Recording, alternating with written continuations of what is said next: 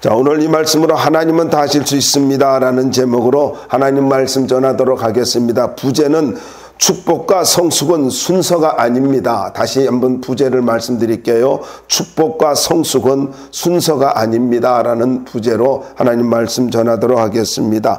영생이란 말이 마태복음에는 3번 나오고 마가복음에는 2번 나오고 누가복음에도 3번 나오고 그리고 요한복음에는 17번이나 기록되어 있습니다. 영생 매우 중요한 단어지요. 본문에 보면은 17절에 한 사람이라는 말이 나옵니다. 17절 보세요. 한 사람이라는 말이 나오는데 마태는 부자 청년이라고 이야기하고 있고 누가는 간원이라고 이렇게 말을 하고 있습니다. 그러니까 부자 청년이 사내들인 공회원, 그 중앙에 있는 사내들인 공회원인지 아니면 지방의 간원인지는 정확하게 알 길이 없습니다만은 당시에 이런 모든 그 관념에 의하면은요 30대 초반의 사람이라는 것을 알 수가 있습니다.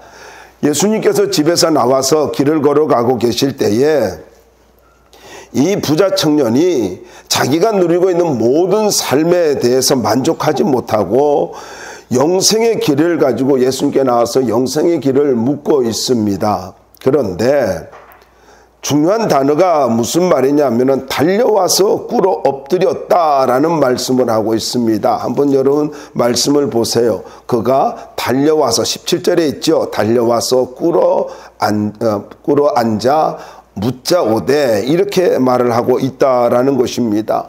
얼마나 겸손한 모습입니까? 달려왔어요. 꿇어 앉았어요. 옛날 성경은 꿇어 엎드렸다 이렇게 말을 하고 있습니다. 여러분 이 말씀에서 느낄 수 있는 게 무엇입니까? 그의 겸손함과 함께 영적 갈급함을 느낄 수 있지 않습니까? 이런 갈급함이 있어야 돼요. 이런 열정이 있어야 된다라는 것입니다. 자, 여러분 여기서 이렇게 많은 것을 가지고 있습니다. 그럼에도 불구하고 갈릴리 촌부잖아요. 예수님의 모습이 뭐 이렇게 화려한 옷을 입고 권위를 나타내고 그러지 않지 않습니까? 그냥 갈릴리 랍비의 모습, 초라한 모습이란 말이에요.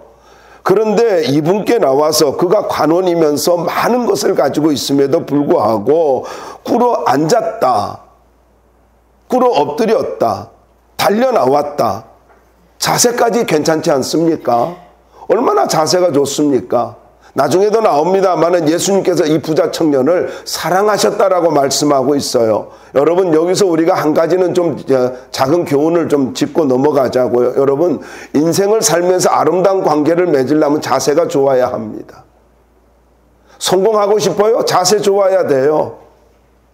하나님 앞에 자세가 좋아야 되고 사람 앞에 자세가 좋아야 합니다. 자세가 좋지 않다는 것은요 그 사람 교만하다는 것입니다. 미숙하다라는 것입니다. 여유가 없다라는 것입니다. 자세가 좋아야 돼요. 예배 드릴 때도 자세가 좋아야 되고 대화를 나눌 때도 자세가 좋아야 되고 하나님 앞에 기도를 할 때도 자세가 좋아야 합니다. 인생은요 자세가 결정을 할 수가 있습니다. 자세가 참 중요합니다. 그런데 이 부자 청년이 예수님을 랍비라고 이야기하지 않고 선한 선생님이요 이렇게 좀 독특한 표현을 하고 있지 않습니까?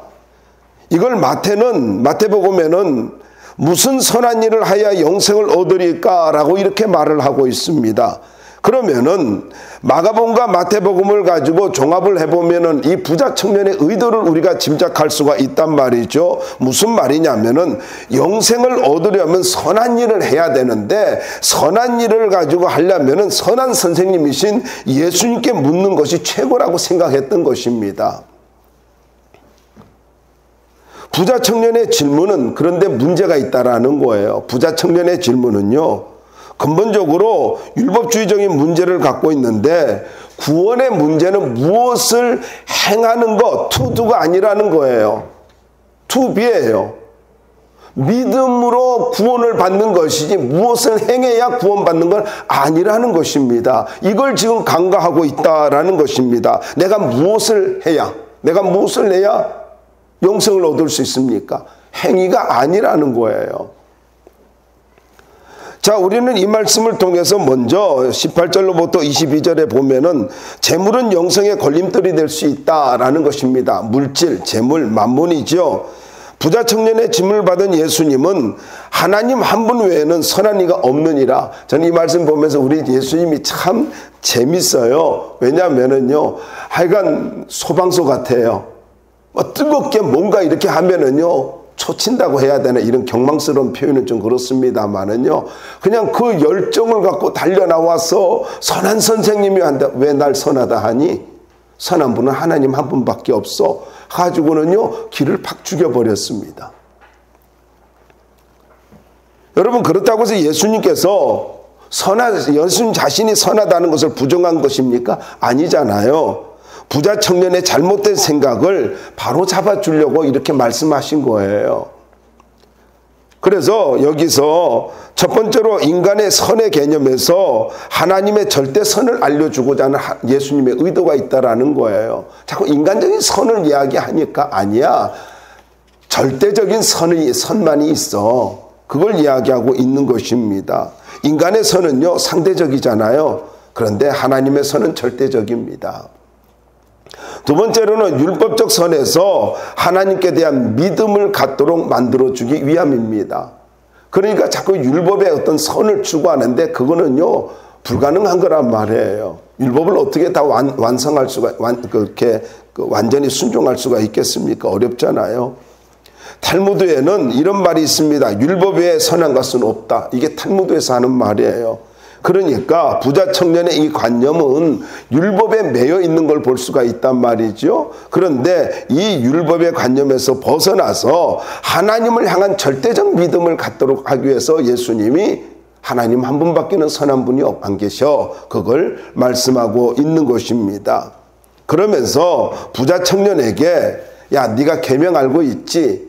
인정하고 있어요. 네, 너 계명 잘 알고 있잖니? 그러면서 예수님께서 희한한 말씀을 합니다. 계명을 지키라고 하면서 1계명부터 4계명, 아니 10계명 전체를 가지고 말씀을 하지 않고 5계명부터 10계명까지만 말씀을 하고 있는 것입니다. 왜 그럴까요? 왜 예수님은 여러분이 이 말씀을 보면서 이 부자 청년에게 왜 5계명부터 10계명까지만 말씀했을까요? 한 번쯤 생각해 보셨나요? 아, 그냥 5계명부터 10계명까지 말씀하는구나, 그렇게 생각해요? 아니요. 예수님이 그렇게 의도 없이 말씀하지는 않습니다. 이유가 있다라는 거예요. 당시에 유대인들은 하나님을 향하여서는 절대적으로 순종하면서 최선을 다하면서 하나님을 의식한다고 하면서 살았단 말이에요. 그래서 그러다 보니까 어떤 일이 있었냐면은 하나님에 대한 율법은 철저하게 지켰지만 사람에 대한 계명은 소홀하게 지켰다라는 것입니다. 단적으로 우리 고르반 있지 않습니까? 고르반이라는 말, 하나님께 드렸어. 그래서 부모를 섬길 게 없어. 하나님에 대한 열심은 있는데 사람에 대한 그 열심은 선은 없다라는 거예요. 여러분, 이게 오늘 우리의 모습하고 다를 게 뭐가 있어요? 그저 하나님만 잘 섬기면 돼. 나는 하나님께만 인정받으면 돼. 이런 식의 생각을 하고 신앙생활 합니까? 잘 기억하십시오. 하나님을 잘 섬기는 사람은요, 사랑과의 관계도 좋아야 되는 거예요. 사랑과도 관계가 좋아야 된다고요. 사랑과의 관계가 좋지 못하다는 것은요, 이것은 믿음이 잘못됐거나 아니면 이 자아가 병들었거나 문제가 있다라는 거예요. 여러분, 성경은요, 하나님을 향해서 목숨을 다하고 뜻을 다하여 주 너의 하나님을 사랑하라고 말씀하고 있지만은요, 또 나아가서 내 이웃을 내 몸과 같이 사랑하라라고도 말씀하고 있습니다. 관계가 좋아야 됩니다. 하나님과의 관계가 좋아야 되고 사람과도 관계가 좋아야 됩니다. 이렇게 예수님께서 5계명부터 10계명까지 말씀을 이야기를 하고 있단 말이에요. 그거 보시면 알 수 있어요. 19절에 나오고 있는데, 그런데 20절 말씀에 보면은 내가 이거 어려서부터 다 지켰어요, 이렇게 이야기하는 거예요. 얼마나 당돌한 말입니까? 자신 있게 말을 하고 있지 않습니까? 그도 그럴 것이 유대인들의 관습에 의하면은요, 하나의 그 삶입니다. 6살 때부터 율법을 배운단 말이에요. 6살부터 율법을 배웠기 때문에, 그러니까 이걸 가지고 다 지켰다라고 말을 할 수가 있는데, 여러분 이 말씀에 보면 내가 라는 말이 나와요. 내가. 이 말이 무슨 말입니까? 자기가 지금 계명을 지킨 것은 무슨 의미라는 것입니까? 자기 자신을 위해서 지켰다는 이야기잖아요. 내가. 여러분, 하나님 앞에 신앙생활하는 것이요, 하나님을 향한 것이 돼야 되지, 내가가 되면, 주어가 내가 되면 안 돼요. 인생의 주어는 하나님이 되어야 합니다. 인생의 주어는 내가 아니에요. 자꾸 내가 기분 나쁘다라고 이야기해요.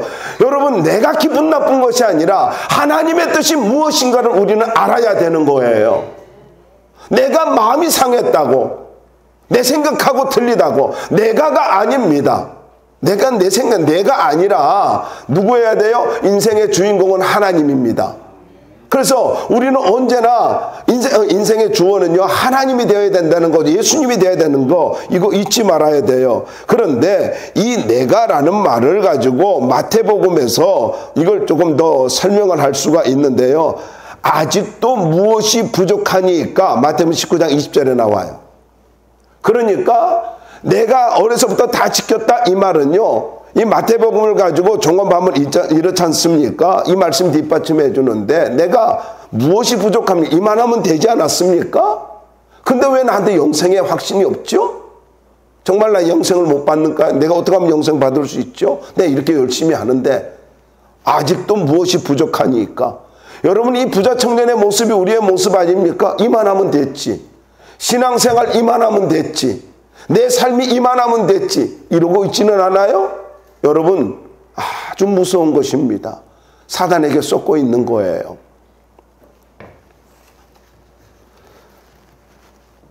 이 말을 가지고 들은 예수님께서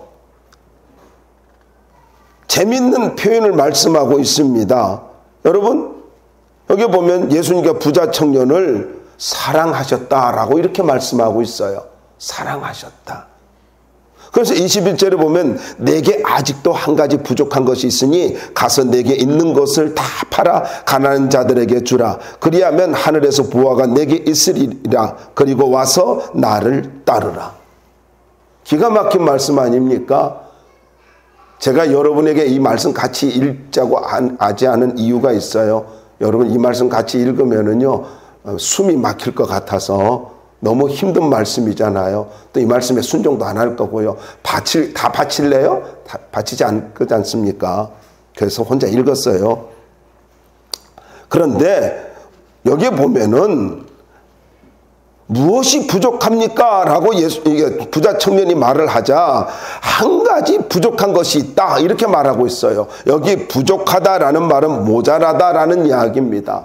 나 율법 완전하게 지키고 있는데요. 그런데 예수님은 야, 한 가지 부족한 것이 있어, 모자란 게 있어 이렇게 말씀하고 있다라는 것입니다.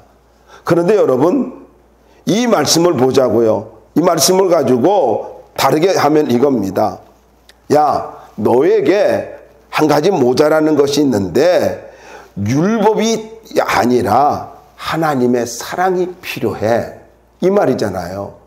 내 가지고 있는 재산을 다 빨아서 가난한 자에게 나눠주라. 이 말은 무슨 말입니까? 야, 하나님을 그렇게 사랑한다고? 맞아. 너 하나님 사랑하고 있어. 그런데 돈이 있기 때문에, 사회적 포지션이 있기 때문에 네가 또 율법을 지켰다고 하는데, 야, 정말로 율법을 지키고 네가 하나님 사랑한다면은 내 이웃에게 그것을 좀 다 나눠줘봐. 그 말이에요. 다르게 말하면 이웃을, 사람을 사랑하라, 이런 이야기인 것입니다. 자, 재물이 많은 부자 청년, 그 말을 듣자 근심했다 그래요. 슬픈 빛을 띄었다 그래요. 이 말이 무슨 말입니까? 이것은요, 부자 청년에게 물질은요, 우상이었습니다. 그리고 이것 때문에 근심했대요. 그리고 갔대요. 그럼 무엇을 말하고 있어요? 이것은요, 그가 재물이 그에게 영생을 얻는 길에 걸림돌이 되었다 이 말입니다. 걸림돌. 저는 이 말씀을 보면서 많은 생각을 좀 하게 되었습니다. 부자 청년의 갈등도 불안도 재물 때문이었고, 예수님을 온전히 믿지 못한 것도 재물 때문이었습니다. 여러분, 예수님이 부자 청년에게 소유를 팔아 가난한 자들에게 줄 것을 가지고 말했잖아요. 이건 조건이죠. 그러면서 중요한 것은 무슨 말이에요? 나를 따르라는 겁니다. 예수님을 따르라. 이게 중요한 중심이지 않습니까? 중심 주제지 않습니까? 근데 자꾸 뭐에 맞춰요? 물질에 맞췄어요. 관심이 물질에 있어요. 관심이 어디에 있어야 돼요? 영생에 관심이 있다면 주님 따라야 된다는 거잖아요. 이거잖아요. 근데 우리는 맥락을 이해를 못하는 거예요. 뭐가 중요한 건지를 모르는 거예요. 그래서 여러분에게 좀 부탁드리고 싶은 것은요, 어떤 말을 들을 때에 종합적으로 들을 수 있기를 바랍니다. 의도가 무엇인지를 알 수 있기를 바랍니다. 대화를 나눌 때도 의도가 뭔지를 알아야 되잖아요. 야, 너 물질 많은 것이 문제야. 이게 아니잖아요. 야, 그거 사랑을 좀 보여주고, 너 나를 따라. 너 영생에 그렇게 관심이 있다며. 그러면은 너 나를 따라와. 그거 자꾸 걸림돌 되니까. 그 얘기지 않습니까? 그런데 저는 이 말씀을 이렇게도 생각을 하고 싶습니다. 여러분, 여기 슬픈 기색을 띠고 근심하며 갔다라고 하는데 과연 재물이 물질에 국한된 건가요? 우리에게 한번 적용해 보자고요. 부자 청년이 주님의 말씀이 무엇인지를 정확하게 알았다면요, 지금 이 물질에 얽매이지 않을 수 있단 말이에요. 그런데 역사 속에서 왈드의 상인 베드로라고 하는 분이 있습니다. 이분은 1170년에서 1217년까지 살으신 분인데, 오늘 이 말씀을 듣고 이 성경에서 이 본문을 읽고는요, 이 말씀에 감격을 해가지고 자기가 가지고 있는 모든 재물을 가난한 자들에게 나눠주고 주님을 따라서 리온의 성자가 됩니다. 제자의 삶을 삶으로 인해서 포기했어요. 성 프란시스도 마찬가지입니다. 아버지가, 야, 네가 입고 있는 옷 그거 다 아버지가 해준 거야, 그랬단 말이죠. 그러니까 다 벗어버리고 그냥 맨몸으로 나가버렸어요. 속옷까지 다 벗어버리고요. 정말로 대단한 결단 아닙니까? 여러분, 부자 청년이 근심하고 갔다. 저는 이 말씀 속에서도 좀 많은 생각을 해보게 되었습니다. 부자 청년이 근심하고 갔다. 만약에 근심을 하지 않았다면요, 더 이상 기대할 것도 없겠죠. 근데 근심을 하고 갔다라는 이 말이 아직도 부자 청년에게는요, 기회가 있구나. 소망이 있구나. 회개할 소망이 있구나. 이런 생각을 하게 됩니다. 그래서 누군가가 당장 변화되지 않는다 할지라도 근심을 하고 있어요. 고민을 하고 있어요. 괴로움을 느껴요. 그 사람 소망이 있습니다. 말씀을 듣고 괴로움이 있다는 건 소망이 있다라는 거예요. 근심을 한다는 것은 소망이 있고 아직도 기회가 있다라는 것입니다. 저는 여러분들이 말씀을 들을 때에 저는 분명히 확신합니다. 여러분이 말씀 듣고 획가닥하고 180도 안 변화될 걸로 확신하고 있어요. 이 확신 때문에 여러분이 안 변화될지도 몰라요. 그런데 분명한 것은 말씀 들을 때에 근심을 하고 말씀을 들을 때 그것 때문에 그 말씀을 붙들고 고민을 한다면 그 사람에게는 소망이 있습니다. 말씀 들을 때 근심한다는 거, 이건 소망이 있는 거예요. 말씀 붙들었다는 거지 않습니까? 말씀이 그 속에서 역사한다는 거잖아요. 23절로부터 25절에 보면은 재물이 영생의 걸림돌이 될 수 있는 걸 말씀하고 있지 않습니까? 근심하고 돌아가는 이 부자 청년을 본 예수님께서 23절에 재물이 있는 자는 하나님 나라에 들어가기가 심히 어렵다라고 말씀을 합니다. 왜 이런 말씀을 했냐면은요, 구약에서 부에 대한 두 가지 개념이 있습니다. 아주 상반된 두 가지 개념이에요. 첫 번째는 구약적 개념입니다. 일반적 개념으로 부는 하나님의 축복으로 생각했습니다. 이거 오늘날도 마찬가지잖아요. 그런데 여기에 문제가 있어요. 물질은 하나님의 축복이다. 그러면은 만약에 부유하지 못하면 그것은 무슨 말이에요? 저주다, 이런 이야기가 될 수 있잖아요. 그래서 이게 아주 위험하다라는 것입니다. 어떤 면에서는요, 이렇게 저는 이야기하고 싶어요. 물질은 사명이다, 이렇게 이야기하고 싶어요. 여러분에게 어떤 물질이 주어졌어요. 그 큰 물질이든 작은 물질이든 그것이 여러분에게 주어질 때는요, 하나님이 여러분을 누리게도 하지만 사명이 있다라는 것입니다.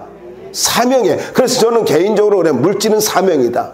축복의 개념보다 사명의 개념이 더 맞을 거예요. 특수한 개념이 있습니다. 두 번째로는 가난한 자가 경건하고 부자는 불경건한 자로 여겼습니다. 이것도 문제지요. 가난하면 다 경건한 자일까요? 여러분, 가난한 자를 보면은요, 정말 앞뒤가 꽉 막힌 인간들이 너무 많습니다. 그러면 부자라고 해가지고 불경건한가요? 아니에요. 우리 알잖아요. 성경에서 다윗 얼마나 대단한 사람이에요. 솔로몬 얼마나 대단해요. 그런데 아브라함, 이삭, 야곱 대단하잖아요. 그런데도 얼마나 그가 믿음의 길을 걸어갔습니까? 욥, 대표적인 사람 욥 알잖아요. 경건하잖아요. 그러니까 부자는 불경건하다, 이런 그 구약의 개념, 이 특별한 경험, 특수한 개념도 이것도 문제가 있다라는 것입니다. 이런 문제가 있는 개념들 속에서 예수님께서 구약적 배경에서 보면은 새로운 개념을 가지고 말씀해주고 있다라는 것입니다. 그래서 부자는요, 개인에 국한되지 않고 사회나 시대에도 적용이 된다라는 것입니다. 우리가 잘 알잖아요. 역사 속에서 유럽이나 미국 어떻습니까? 이게 너무 잘 보여주고 있잖아요. 재물이 많은 부자, 경건한 믿음을 가지고 유지하기가 어렵잖아요. 좀 물집말이 있어요. 저는 그래요. 여러분, 놀러 간다는 거 돈 없으면 가겠어요? 주일 예배 안 드리고 놀러 가는 거, 여러분, 특별한 경우가 있어요. 그런데 그냥 엔조이하러 가는 거, 그게 만약에 돈 없으면 되겠냐고요. 그렇잖아요. 그렇다고 해가지고 어디 놀러도 못 간다고 해가 주일날 못 간다 해가지고 괜히 열등감 느껴가지고 나는 그래요. 뭐 인스타그램에 그렇게 자꾸 올리는 거요. 그거 썩 바람직하질 않아요. 나는 그거 아주 관종들이라고 생각해요. 미안해요. 올려야 또 소식도 알 수 있지만은. 그런데 이걸 다른 측면에서 부를 가지고 물질로만 국한시키지 않고 지식, 사회적 지위, 능력, 여기에도 적용이 될 수가 있지 않습니까? 위치가 높아질수록 겸손할 때 하나님이 기뻐하십니다. 그래서 내가 어떤 그 지식이라든가 어떤 포지션이라든가 내게 능력이 있어가지고 내 인생이 점점 더 존귀하게 될 때에 우리가 바로 그때에 주님 잘 섬겨야 되는 거예요. 그런데 그때 주님 못 섬긴단 말이죠. 그러면 그 사람 더 이상 복을 받을 그런 자격이 없는 거죠. 예수님께서 이런 말씀을 하시니까 24절에 보면은 제자들이 깜짝 놀랍니다. 깜짝 놀라는데, 그러면서 예수님이 천국에 들어가는 것을 가지고 이야기하시면서 25절에 낙타가 바늘귀로 나가는 것이 부자가 하나님의 나라에 들어가는 것보다 쉬우니라, 이렇게 말씀하고, 이건 많은 안 믿는 사람도 많이 이렇게 사용하고 있잖아요. 굉장히 안 믿는 자들의 회자되는 말인데, 그럼 과연 낙타가 우리가 아는 그런 낙타냐라는 거예요. 이 낙타라는 말은요, 밧줄이라고 하는 개념도 있습니다. 그런 뜻도 있어요. 밧줄이라는 뜻도 있고요. 또 바늘귀라는 말이 있잖아요. 바늘귀. 그러니까 밧줄로 어떻게 바늘귀를 끼울 수 있습니까? 없잖아요. 근데 바늘귀라는 말은요, 예루살렘 성에 주로 밤에만 이용하는 바늘문이라고 있습니다. 바늘문이라고 있어가지고 아주 작은 문인데, 이 문은요, 낙타가 짐을 다 내려놓고 무릎을 꿇어야 통과할 수 있는 문이랍니다. 그러니까 낙타에게는 굉장히 괴로운 문이죠. 그리고 랍비들이 인용한 바벨론 탈무드에는요, 절대 불가능한 일을 일컬어서 코끼리가 바늘구멍으로 들어가는 것이라는 그런 말이 있습니다. 코끼리가 어떻게 바늘구멍으로 들어가겠습니까? 그러니까 불가능한 거, 이런 이야기를 하고 있어요. 자, 그러니까 주님을 따르는데 걸림돌이 많지만은요, 이걸 과감하게 제거를 하고 인습이든 관습이든 소유든 믿음의 걸림돌을 제거하고 주님만 따라갈 때에 그때에 은혜가 있고 영원한 생명을 누릴 수 있다라는 것입니다. 그래서 저는 여러분들에게 도전드리고 싶어요. 여러분 주님을 따르는데 인습이든 관습이든 아니면 소유든 어떤 것이든지 주님을 따르는데 방해가 되는 걸림돌이 있다면은요 그거 다 내려놓을 수 있길 바랍니다. 그거 좀 다 내려놓으세요. 왠 줄 아세요? 그 다음에 나오는 26절부터 31절에 보면은 이 약속이 있기 때문이다 라는 것입니다. 자, 세 번째로요. 영생은 하나님의 절대 주권에 있다라는 것입니다. 이게 26절부터 30절까지인데 여러분 한번 보자고요. 예수님의 말씀을 듣는 제자들과 군중들이 모두 놀라가지고 누가 그럼 구원받을 수 있지? 그런 거예요. 누가 영생을 얻을 수 있냐? 이 말들은 예수님께서 27절을 한번 다 읽어보자고요. 아까도 읽었으니까 한번 읽어봅시다. 시작. 그들을 보시며 이르시되 사람으로는 할 수 없으되 하나님으로는 그렇지 아니하니 하나님으로서는 다 하실 수 있느니라. 하나님으로는 다 하실 수 있다. 구원의 대강령입니다. 그러니까 무슨 말이냐면요. 구원은 하나님으로서는 다 하실 수 있다. 이 말은요. 구원이라고 하는 영생이라는 문제는 사람의 편에서 있지 않고 하나님의 주권에 달려있다라는 거예요. 하나님의 주권에. 사람으로는 할 수 없으되 무슨 말입니까? 철저하게 인간의 한계를 이야기하고 있고 인간의 절망을 이야기하고 있지 않습니까? 사람은 할 수 없대요. 물어보자고요. 사람의 한계, 인간의 한계. 여러분, 여러분의 생각대로 모든 것이 다 되어지나요? 아니지 않습니까? 인생을 어느 정도 살았잖아요. 그러면 내 마음대로 안 되잖아요. 내 마음대로 안 되잖아요. 인생 여러분 마음대로 돼요? 안 되잖아요. 더 나아가 보자고요. 조금 슬픈 이야기 할게요. 우울한 이야기예요. 나이 들어가요. 몸이 마음대로 돼요? 아니 미안해요. 좀 이런 표현할게요. 저는요 이제 70을 바라보면서 목욕탕에서 넘어진 것이요 그렇게 마음이 아프더라고요. 내가 벌써 이렇게 됐나 그랬어요. 목욕탕에서 내가 넘어지다니. 이제 뭐 끝났구나 하면서 뭐 절망이 되고요.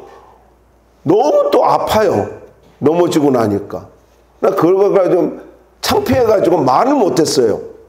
그래서 어느 정도 한 2주 정도 지났나요? 3주 지났나요? 그래가지고 우리 장로님한테 이야기를 했어요. 정도도 좀 있는 자리에서. 그랬더니 우리 장로님은요. 저는 벌써 2번이나 넘어졌어요. 그러더라고요. 그래가지고 내가 얼마나 위로받았는지 몰라요. 그래서 난 장로님이 희한하게 나를 위로한다. 아니 50대 초반이 뭘 저렇게 벌써 2번이나 나 한 번 넘어졌거든?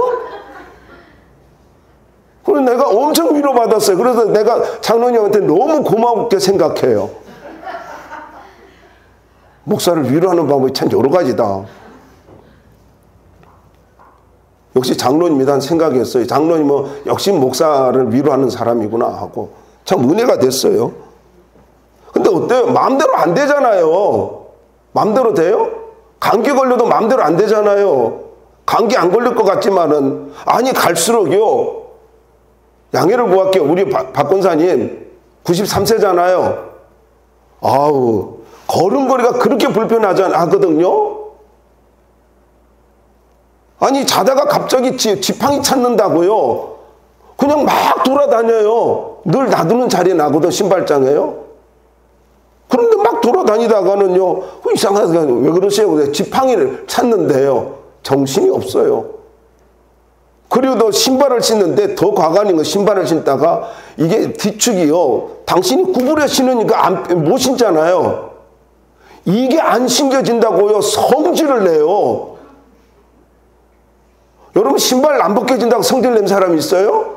똑같아요. 아니 신발 하나 제대로 그냥 못 신을 때도 있고 못 벗을 때도 있고 그러잖아요. 뭘 잘하면 이렇게 자신만만해요. 나이 들면은요. 갈수록 못해요. 못한다고. 그럼 뭐 해야 돼요? 하나님 의지하고 살아가야 돼요. 주님 의지하고 살아야 된다고. 나이 들으면 내세울 거 없어요. 그저 겸손해야 되고 존중히 여겨야 되고 인격으로 살아야 된다고요. 나이 들어갈수록 점점 인격자가 돼야 된다고. 젊을 때는 뭐 마음대로 살아. 뭐 젊으니까. 그래도 믿음으로 살면 더 지혜롭겠지. 자, 이렇게 철저하게 주권이 하나님께 있다 이 말을 들으니까, 이 말을 들은 베드로가요 21절에 보면은 이제 재물을 다 나눠주고 부자 청년에게 가난한 자들에게 나눠주라. 그러니 이 사람이 슬픈 빛을 띠고 갔단 말이죠. 이것을 바라본 베드로가 28절 한번 보세요. 거기에 보니까 우리가 모든 것을 버리고 주를 따랐나이다. 나는 이 말을 보면 볼 때마다 웃음이 나와요. 볼 때마다. 아니, 부자 청년하고 비교가 안 되잖아요. 버린 것이.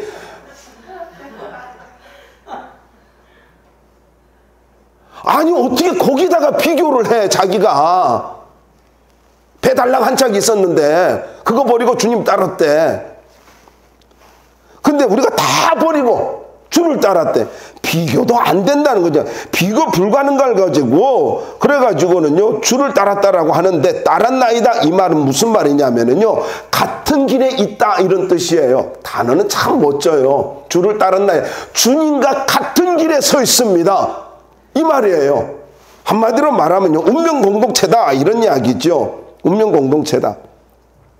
이 말을 듣고 야, 우리가 웃었잖아요. 그런데 예수님은 웃지 않으셨어요. 그러면서 이 베드로를 향해서 또 제자들 다 듣고 있잖아요. 근데 멋지게 말씀을 해주고 있다라는 거예요. 29절 30절 함께 읽어봐요. 시작.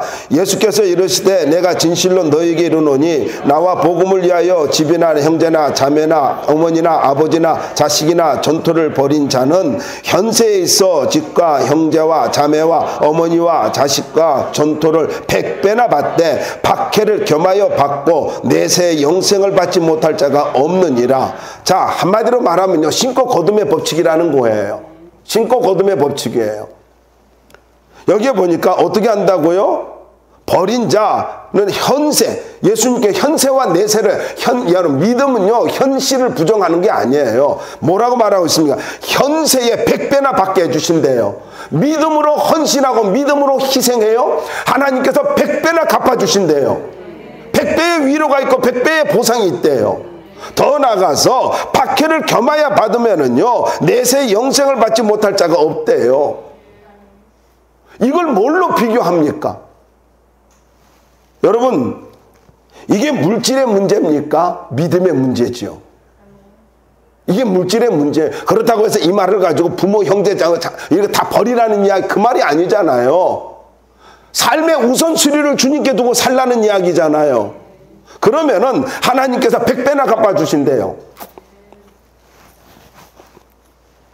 그래서 여러분 예수님과 복음과 하나님의 나라 결국 같은 말이에요. 이걸 위해서 희생한 자들을 하나님이 현세에서 100배의 보상을 주신다고 하면은 간단해요. 이렇게 하자. 내 인생 바꾸는 비결은요 헌신하며 사는 거예요. 내 인생 바꾸는 비결은요 사명 갖고 사는 거예요. 믿음으로 사는 거라고. 이게 주님이 약속의 100배래요. 100배. 기가 막히지 않습니까?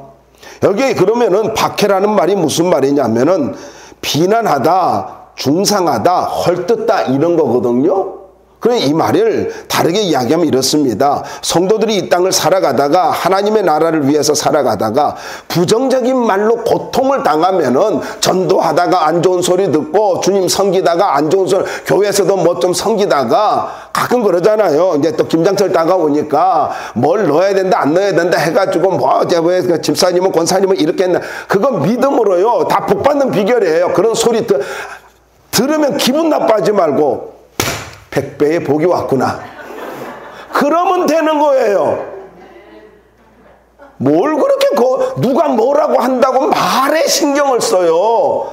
아, 나 제발 여러분들이 좀 스케일이 컸으면 좋겠어. 가슴이 좀 넉넉했으면 좋겠어. 누가 뭐 좀 말하면 새 가슴이 되어가지고 또 누가 뭐라 할까봐 그냥 조마조마하고 누가 시험 들까봐 아이 그냥 믿음으로 가요.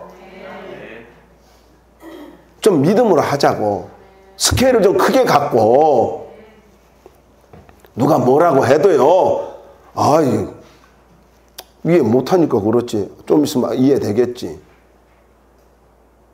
그렇게 생각하면 될 거 아니에요. 그러니까 부정적인 말, 앞으로 이렇게 하세요. 누가 부정적인 말 하면요, 그것 때문에 그냥 머리 쥐어뜯고 그냥 내가 하나님 앞에 뭐가 잘못했는데 하나님 나한테 이런 말을 듣게 하시나이까? 왜 나에게 이런 시련을 주시나이까? 이러지 말라고. 오, 할렐루야, 100배의 복이 찾아왔군요. 그럼 얼마나 좋아요. 머리 쥐어뜯고 힘들어하는 사람이 더 부정적으로 말을 해. 그러지 말고 믿음으로 반응하라고. 100배의 복이 왔구나. 박해가 뭐라고요? 부정적이면 헐뜯고 중상하고 그래요. 그러니까 사람 말 신경 쓰지 말고 믿음으로 주님 섬기며 살기 바랍니다. 그래서 현세의 축복도 있고요, 내세의 축복도 있는데 우리는요, 박해도 각오하며 살아야 돼요. 다른 사람, 주님 섬기는데 안 좋은 소리 듣는 거, 그거 각오하고 신앙생활 해야 돼요. 맨날 좋은 소리만 들으려 그래. 맨날 좋은 소리만. 어떻게 들을 수 있어요? 부모도 맨날 좋은 소리 못 하는데. 남이잖아. 예수 안에서 형제 자매지. 그럼 당연히 죄성이 많은 인간인데 뭐라고 하지? 아이고, 이렇게 하고 또 그러잖아요. 아니, 나 웃기는 게, 어느 권사님이 옛날에 커피가 아주 귀할 때였어요. 그럴 때요, 권사님이요, 목사님을 가지고, 그때는 몰라서 그런 거죠. 새벽마다 따뜻한 커피를 대접을 한 거예요. 그랬더니만은, 아이고, 전현이 목사님께 잘 보이려고 아주 작정을 했구만. 맨날 커피 대접한다고. 그래가지고 맨날 요거도 먹었어요. 근데 매 새벽마다 커피 먹으면 얼마나 안 좋아요. 그렇잖아. 그것도 우리가 아는 대로, 알커피. 아나? 알커피 젊은이들 요즘 얼마나 맛있어요. 그래요. 상관없어요, 여러분. 뭐 이렇게 남 비난하지도 말고 제발 부탁인데 시험도 들지 좀 말아요, 바보같이. 그런데 믿음과 정당한 수고가 없이 받는 축복은 마귀의 선물입니다.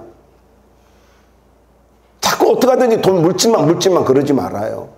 마귀의 선물이에요. 여러분, 영생도 축복도 하나님의 주권에 달려 있습니다. 믿음으로 섬기며 사는 것이, 그것이 지혜입니다. 결론입니다. 축복과 성숙은 순서가 아니라는 것입니다. 여러분, 오늘 이제 31절 읽고 마무리하자고요. 31절 한번 읽어보자고요. 시작. 그러나 먼저 된 자로서 나중되고 나중된 자로서 먼저 될 자가 많으니라. 할렐루야.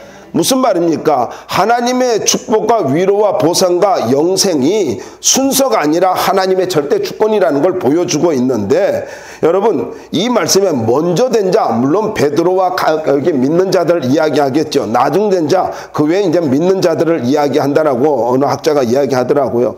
어쨌든 이 말은요, 종말론적인 그런 원리이기도 합니다. 영적 세계의 순서입니다. 영적 세계의 순서는요, 어떤 줄 아세요? 나이대로 되는 거 아니에요.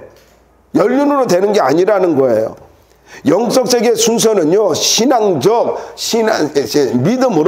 믿음으로 사는 자에게 먼저 주어지는 거예요. 그래서 장자가 복을 받는 게 아니라 믿음으로 사는 자가 장자의 복을 받습니다. 이거와 같은 거예요. 그러니까 우리가 어떻게 살아야 돼요? 신앙적 우울감에 빠져서 살면 안 된다는 거예요. 신앙적 우울감. 나중된 자가 먼저 된 자들이 많다 그래요. 많다. 나중된 자가 먼저 될 자들이 많다. 그러니까 여러분, 우리는 신앙의 연조를 자랑할 이유가 없고요, 과거를 자랑하지 말라는 거예요. 끊임없이 우리는 영적 성장을 추구해야 됩니다. 나이가 들었어요. 더 영적으로 성장해야 돼요. 이 말은 다르게 이야기하면 이렇습니다. 영적으로 성장하지 않으면 부끄러움을 당할 수 있고 후회할 수 있다, 이 말입니다. 나중된 자가 먼저 되는 거, 이 말은요, 우리가 영적으로 성장하지 않으면 나중에 후회할 수 있고 부끄러움 당한다는 말이에요. 나중된 자가 먼저 된다. 근데 이게 많대요. 그렇다면 또 이런 말도 돼요. 늦게 믿었다고 열등감 느끼지 말라는 거예요. 영적으로 성장하면 돼요. 영적으로 성장하면 되지, 뭘 그걸 가지고 그냥 나는 늦게 믿었다고. 그리고 제발 부탁인데요, 목사님이 그냥 말에 담기도 쉽지도 않은데 안 할래. 자꾸 돈 하지 말아요. 그러다가 한번 훅 가는 수가 있어요. 마귀가 여러분 아주 요리해버릴 거예요. 그거는.